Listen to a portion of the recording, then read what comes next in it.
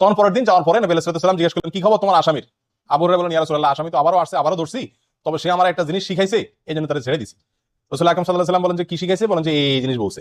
তখন রাসূল আকরাম সাল্লাল্লাহু আলাইহি ওয়াসাল্লাম বলছেন যে দেখো, ও হলো শয়তান, ও তো সত্য কথা কখনো বলে না, তবে এই কথাটা সত্য বলছে।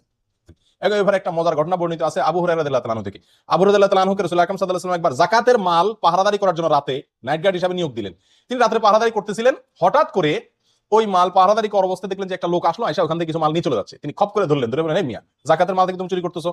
তখন বললো যে ভাই, আমি খুব গরিব মানুষ, আমার বাচ্চা কাচ্চা খাইতে পায় না, আমার ছেড়ে দেন, আমি খুব কষ্টে আছি। ওনার দয়া হয়েছে, ছেড়ে দিছি। পরের দিন রাসূল আকরাম সাল্লাল্লাহু আলাইহি ওয়াসাল্লামের কাছে ঘটনাটা বলার পর রাসূল আকরাম সাল্লাল্লাহু আলাইহি ওয়াসাল্লাম বললেন, ওই লোকটা তোমার মিথ্যা কথা বলছে, সে দেখবে আবার আসবে।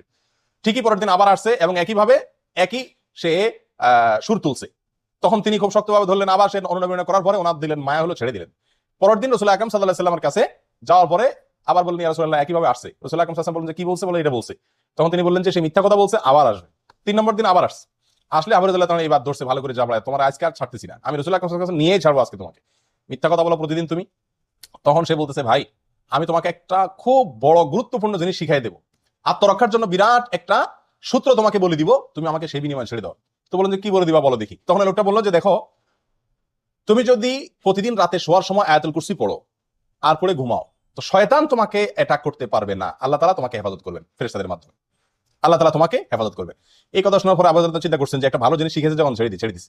তখন পরের দিন যাওয়ার পরে নবী আলাইহিস সালাম জিজ্ঞেস করলেন, কি খবর তোমার আসামির? আবু হুরায়রা বললেন, ইয়া রাসূলুল্লাহ, আসামি তো আবারও আসছে, আবারও ধরছি, তবে সে আমার একটা জিনিস শিখাইছে, এই জন্য তারা ছেড়ে দিছি। রাসূল আকরাম সাল্লাল্লাহু আলাইহি ওয়াসাল্লাম বলেন যে কি শিখাইছে? বলেন যে এই জিনিস বলছে। তখন রাসূল আকরাম সাল্লাল্লাহু আলাইহি ওয়াসাল্লাম বলছেন যে দেখো, ও হলো শয়তান, ও তো সত্য কথা কখনো বলে না, তবে এই কথাটা সত্য বলছে। এটা ঠিকই বলছে যে আয়াতুল কুরসি বললে সে তোমার ক্ষতি করতে পারবে না, এই চুরিদারি যা দেখতেছো সব ক্ষতি থেকে বাঁচতে পারবা আয়াতুল কুরসি রাত্রে পড়লে। এটা মহৌষধের মতো কাজ করে। আর সকাল সন্ধ্যা আয়াতুল কুরসির ঘরও হাদিসের ভিতরে বর্ণিত আছে যে ব্যক্তি আয়াতুল কুরসি সকাল এবং সন্ধ্যা একবার একবার করে পড়বে, আল্লাহ সুবহানাহু ওয়া তাআলা শয়তান থেকে রক্ষা করবেন, তার জীবন তারবিয়া হাদিসটি বর্ণিত হয়েছে। আর 5 ওয়াক্ত সালাতের পরেও আছে, অতএব আয়াতুল কুরসি পড়বো।